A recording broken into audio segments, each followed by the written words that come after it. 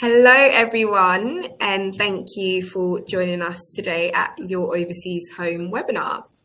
So my name's Naya Damafio, and I'm one of the property consultants at Your Overseas Home. Today, I'm going to be chatting with Jean-Pierre Carcabal from Chase Buchanan Wealth Management, and he's just going to be talking about the financial considerations when you're moving to France. It is so great to have so many of you here with us today, whether you're watching live or a bit later on demand. Once Jean-Pierre has shared his presentation, we will open the floor up to any questions. So if you do have any as we do go along, just please type in your questions in the questions tab on the right-hand side of your screen. We do hope to answer as many queries as we can today, but even if we don't, we'll get round to them. Even if we don't get round to all of them, just don't worry. Any unanswered questions will be forwarded to Jean-Pierre at the team at Chase Buchanan.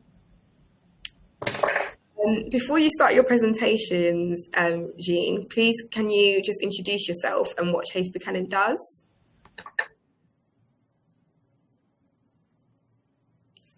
I think you're still on mute. Apologies for that. Thanks, Naya, and thank you for everybody who's on the panel today. My name is Jean-Pierre Carcabal. I'm a dual national. I was born in the UK from an English mother and from a French father, so I have dual nationality. I've been dealing with cross-border financial planning for quite a long time now, especially dealing with British who come over to France. Chase Buchanan is specialized in dealing with expatriates or impatriates from various countries. You'll see during my presentation, we have offices all around Europe and even in the US. What we find is interesting for the people that are listening is that we have a very long history of making things easy and helping people cross the channel with a portfolio of assets which are UK tax efficient and moving them across into EU efficient wrappers. And what I always say is when in France, do as the French do, because the French don't like paying tax. So there's many ways that we can optimize the income tax, inheritance tax that may appear high in France, but actually are not. So if you don't mind, I'll just go through my presentation, which will be only 10 minutes, and then be very pleased to take some questions. Again, questions might have to be generic, and they cannot be specific because we are governed by GDPR, global rules on data protection, so we cannot share any information of any specific details of people who are on the panel. So Chase Buchanan was established 15 years ago, is a company that is based in many countries in the EU. We operate under a MiFID license, which MiFID license is the, I hate acronyms, but it's a license which is in force since 2018 and allows us to passport our services into all of EU, and we are also regulated in the FCA in the UK via the FCA, so which means that we can actually offer services to people on both sides of the channel. And so we are very highly regulated, as I just said. I'm personally regulated by the French authorities on top of being regulated by MiFID. For those who want to check our regulatory bodies, you can go onto the MiFID SciSec or ask me any questions. I'll give you numbers of our regulatory bodies. So we specialize in providing global finance solutions for expatriates around the world. And what is very important is that we are completely independent in the sense that we are not tied to any of the companies that we work with. So we really try to figure out a holistic and personalized advice to our clients. Most of our competitors are not independent. And if you go to a high street private bank, they are not independent in the way that they will probably sell you most of the house products, and with big margins for them, and they won't really care about the client. So we put the client in the middle of the equation, and we provide what we like to call a jargon-free advice. And also, we are here for the long run. So most of our business comes from referrals. So obviously, ongoing support and reviews are very important to us.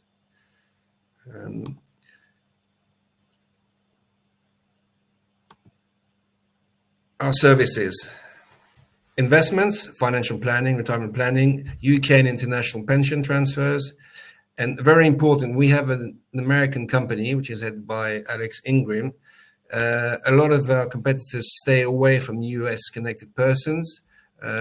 We find that a lot of Americans want to migrate to Europe, and we have the possibility through our US company of dealing with them. And so if there are any Americans on the call, just reach out to me and I'll transfer you to the man in charge of our US company.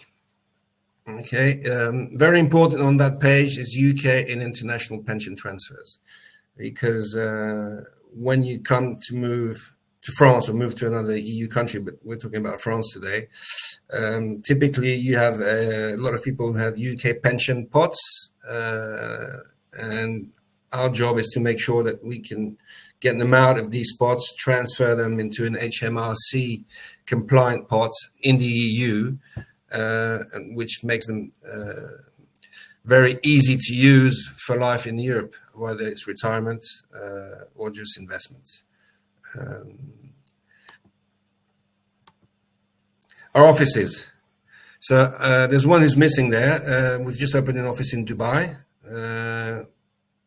So I look after France, Spain, Portugal is a big part of our business.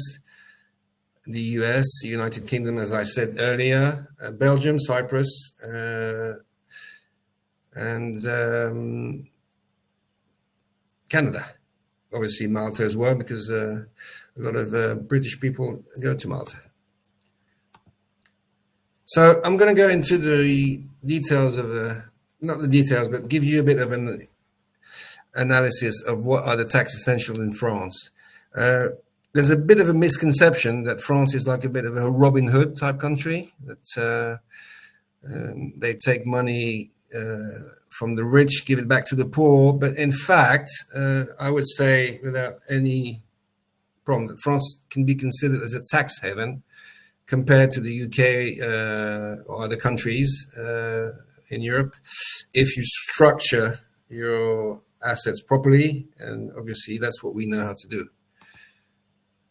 So in France, you have income tax, high income tax, real estate tax. So that's a real estate wealth tax, which I'll go into in a minute. Inheritance tax, I'll give you the main guidelines, because as you probably know, in France, you have forced heirship, which something is not present in the common law countries. In France, we have forced heirship, so you cannot disinherit your children or your wife if something was to happen to you. But there are many ways which you could legally bypass part of total the forced heirship. Also, the inheritance tax in France can be very, very high. We'll see in a minute, for families who are what we call recomposed, so who have children from previous relationships. They can go as high as 60%, and if we use a good vehicle, we can bring them down to almost nothing. So tax residency. I need to put my glasses. I apologize for that. So if you live in France for at least 6 months, 183 days in every given year, and are registered with your local commune, you're deemed resident in France for that given year. The difference between France and the UK, you're taxed as a foyer, meaning as a husband and wife, and you don't file 2 returns. You just file 1 return per family. So that gives you, in all, a better deal when it comes to finding a return. You actually pay less on income tax. Obviously, you have the infamous social contributions on income. These social contributions make you eligible for what France has, and that we call the social security, which is the equivalent of the NHS in the UK. But I would say that although it seems expensive, the healthcare system that we have in France is actually probably one of the best in the world, although the French don't realize it. So income tax, it's a scale rate, sliding scale rate, which can go up to 45% for higher earners. And also, there's a high income tax, which was supposed to be exceptional, but has been maintained. So if you are earning higher than over 250,000, again, that is as a foyer, as a household, you can be paying 3% on top of your income tax. So there are ways to mitigate that, and I can explain to you later on how we can do that. Real estate wealth tax. If you come from another country, you will be exempt, or you will have a holiday on real estate wealth tax for 5 years. The idea behind that is that France is very happy to have wealthy people coming to France, and they give you time to restructure your assets, property assets, in order to avoid paying the real estate wealth tax, because nobody likes paying that. The basic rule of thumb is that you have to be below 1.3 million in total net value of your assets, property assets. Net value meaning you take out all the renovations you put in the house, loans, the mortgage and anything, and you have a net value at the beginning of the year, which gives you what your real estate wealth tax situation is, and you have a 30% discount on your main residence. So when you buy a property, you really have to bear that in mind. Again, I'm available for any questions concerning the wealth tax. Movable properties. So that is very, I have to put it, but it's very minimal. I mean, if you were to bring your Lamborghini or your Porsches or your Aston Martins, the French tax authorities could apply a capital gain tax on these, but usually it doesn't happen. But I have to mention that. So UK pension, when you're in France, deferred UK pension are not yet in drawdown, can be put into a more tax efficient UK overseas vehicle. That is what I would say is 30 to 40% of our business, because as I was saying in my introduction, it is very logical that you don't leave a UK pension pot in the UK in sterling whilst you're living in the EU and spending euros. So you can, through us, restructure these pensions and reorganize them into another wrapper, which we call QROPs or international SIPs. I had acronyms, sorry, but these are HMRC acronyms. So they're all qualified by the HMRC, and you have a list of approved schemes that you can see on their websites. Again, we work on an independent basis with most of them. And it's a very, very efficient way of moving your pot from one country to another. Inheritance tax, that's the big one. In France, as I was saying earlier, this inheritance tax slide is for children of the same bed, as we say in France. Awful word. So you can see it can go pretty high if you have quite a sizable estate. And if you have children from previous relationships or previous marriages, it can go up to 60%. Again, we have many ways to avoid paying such high amounts by just using the proper wrapper. And in the EU and in France in particular, there are some very efficient wrappers which, in case of death of one of the spouse, avoid you paying these amount of tax on inheritance, and you can include any dependents, i.e., like I was mentioning, children from previous relationship that you would like to avoid be paying 60% income tax. So tax on traditional portfolio, if you have equities, are subject since 2018, subject to a flat tax of 30%. So that's very straightforward. Difference between the buying price, selling price, flat tax of 30%. So it's whether you have bonds, stocks, and that is been implemented by Macron when he came into power in 2018, our President Macron. So basically what we like to say is that we are giving trusted advice, but we keep it simple. So I've been very simple in my presentation, and that's deliberate because I don't want to overcomplicate it. And now I'm available for your questions. So we are two looking after France, Malcolm and myself.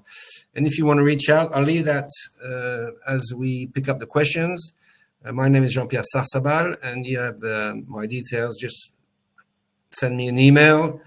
I'm not sure about the QR code, to be honest, but hopefully it works. But otherwise, just send me an email or whatever, and I'll be very reactive in my response. Now, the floor is over to you. Thank you, Jean-Pierre, for all your insightful tips and advice. Now, we do have some time for some questions from the audience. So our first question is actually from Greg. And Greg's asked, would he need to pay tax in the UK and in France? If not, which would be the most beneficial country to opt for? Is Greg...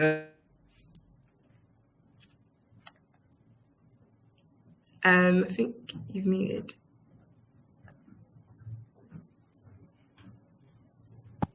Sorry, is Greg a UK or a French resident at this stage? Or maybe UK thinking of becoming a French resident? Basically, although Brexit has happened, there's a double tax treaty agreement which is still in place. You don't pay taxes in two countries. So if you're a French resident, you pay your taxes in France. If you're a UK resident, you pay taxes in the UK. If you have assets in the UK, when you're French residents, you're subject to income tax on your worldwide income, hence you pay them in France. Okay, thank you, Jean-Pierre. Peter's also asked, is there a difference for defined benefits pensions, for example, the local government? Say again, sorry, can you... Okay, I'll say that again. So is there a difference for defined benefits and pensions, within the local government? In France? Yeah.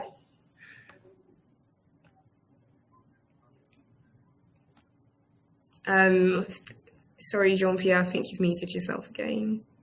So the defined contribution in the UK is a private pension, which you contribute through your employer, and you get an annuity once you get on retirement, and that gets on top of the UK state pension. In France, you have the state pension, and you don't have defined benefits system in France. You just top up on your salary via your employer, and you get your retirement through the state and from top-ups, which are completely different to defined benefits. Defined benefits are really only in the UK. Okay, thank you. I hope that answers the question, Peter. Williams also asked, can one transfer a UK personal pension after taking advantage of the UK 25% tax-free cash option before they become a French tax resident? Yes, yes, yes, 3 times yes, and that is exactly what we will recommend to do. Good. Make sure you use that 20%, 25% tax-free drawdown while it's still feasible, because if there's a change in government in the UK, well, that might not be the case next year. So yes, yes, yes, triple yes. Lovely. I think this is slightly similar, but Martin's asked, will I lose my 25% tax-free lump sum if I now move the pension to the EU before converting to the drawdown? Yes. Yes. So you're better off taking a 25% before you start any transfer. Okay. So how would, and Greg's also asked, how would the tax status be affected if one person is living both in the UK and in France, if there is any visa restrictions? So it depends on the number of days that they are in France. If they're 183 days in France, they are deemed to be tax resident for that year. So they will be paying taxes in France on their worldwide income. If there are 182 days in any given year in France, then they will be paying in the UK if they are in the UK for the remaining time of that given year. Okay. Thanks, Jean-Pierre. We've also got a question from Christopher. Christopher's asked, can a UK government pension be transferred for tax purposes? No. Government pension, state pension, we could, but the cost of the PI insurance that we would have to engage to do that is too high, and it would not be beneficial in terms of costs. So no, you can, and the state pension in the UK will not be taxable, as it will be taxable, will not be taxable in France. That's the only exception. So you get paid in the UK, you're not taxed in France. Okay, that's great. So another question then would be, what tax implications, and sorry, this is asked from Scott. Scott's asked, what tax implications are there for the non-French residents with a second home in France? So non-French residents will carry on having their non-French resident status and will pay their income tax wherever they are resident. The second home in France doesn't come into the equation in France. It will just be if they, for instance, rent it out, the income will be added to their income in the country of their residence. Okay. Whether it's the US, Denmark, England, France, Scotland, Great Britain, Northern Ireland, wherever. Thank you. Jeremy asked the question, Jean, and this question is, on death, is there a threshold over which one pays French inheritance tax on property in France at all? There is a threshold of 100,000 per children. So there's no inheritance tax between spouses in France. And there's 100,000 threshold with no tax per children. So if you have 3 children, each of them have a threshold of 100,000. So if you have a property, Mr. passes away, the wife gets 25%, the other 3 children get 25%, and 100,000 each have an exemption. 100,000 of that estate, it's becoming estate, of that property is exempt of inheritance tax. That's the threshold. All right. Thank you, Jean, for clearing that up for us. We've got a question from Anne here. If one person sells their house after they move to France, will they be liable for paying tax on the sale of the UK house in France? Yes, I would really be keen to speak to who asked the question, because I didn't hear very well. Anne. Okay, Anne. Yeah. Okay. This is a tricky one, and it's a very good question. This is the only I wouldn't say problem. It's the only case scenario where you could have double tax, but it depends on the years that you have the properties in France, the number of years you had the property in the UK, and there could be some double capital gains tax. But so there's a way that we could offset once against each other by a credit debit situation with the HMRC and the French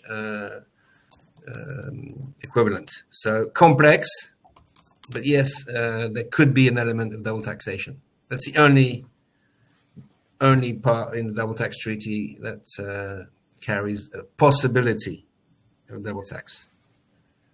All right. Thank you for answering that for Anne, Jean. We've got another question from Adrian. Can someone run a JIT on a visitor long stay visa? No, you have to apply for a working visa because it's deemed as being working. The easiest way to run a JIT in France is to set up what's called a sole trader business. So if there's some people living in France, they will be familiar with the concept. It's called auto-entrepreneur. Auto-entrepreneur, you do that online. It takes you 10 minutes to fill in the details. As long as you are below 80,000 euros of turnover, it's all automatic. You don't have to appoint an accountant, but you have to have a working visa. All right. Thank you, Jean-Pierre. Okay, we've got a question from Michael. There may be some French pronunciation, so just excuse me if I get it wrong. But what is a carte séjour? Can it be obtained without being a resident in France? And if so, are there tax implications? That's a very good question. No, you can't have a carte de séjour if you're not resident in France. Okay, great. You have to go through a process. If you become French resident, first you apply for a long-term stay visa, which is an equivalent to a carte de séjour. Then they renew that, and then after a couple of years they give you a carte de séjour. But you can't have a carte de séjour if you're not resident in France. Lovely. I think we've got time for one last question. Yes, I have time. Just to squeeze it in. Yeah, thank you, Jean. So Christopher's asked, what are the tax implications on UK savings, such as premium bonds and ISAs, for example? That is the question I was waiting for. Very good question. Great. So I need 2 minutes. If you are not French resident, as you probably know, premium bonds, ISAs are very tax friendly in the UK in the sense that there are no taxes at all. In France, they are considered as a normal investment and they carry out the flat tax, which I mentioned earlier. So I would suggest to anybody who's thinking about moving to get rid of the ISAs, premium bonds, have them in cash savings accounts, and we have the possibility of putting them in different wrapper in EU, in France, which has exactly the same tax advantages. So basically from an ISA or a cash ISA or premium bonds into cash, then into a different wrapper. But that is the question that is essential. Don't come in France without selling your ISA portfolio and being in a cash position. Really, I will emphasize on that again. Very good question. Yeah, it's good to end it on that one. It seems that's one of the most important questions. So thank you for asking that. That is unfortunately all we have time for in today's session. So thank you, Jean-Pierre, once again for just sharing your knowledge. And thank you for all our listeners for joining us. We do strongly recommend that you do get in touch with Chase Buchanan directly if you've got any more questions or to discuss your requirements in detail. So we'll be in touch with their details very shortly. Before we do finish as well, I would like to invite all of you to just leave us a review on Trustpilot if you did find this webinar helpful. Thank you again, Jean-Pierre, and thank you everyone for tuning in. Happy property hunting. Thank you, Na. Thank you for hosting. Thank you for all the listeners. I would say exactly as you, Na. Reach out because, like I said initially, what looks like a complex situation in France is actually not, and our job is to make it simpler and to help. So always don't hesitate to reach out. Thank you once again. Thank you. Good afternoon, everyone. Bye. Bye-bye.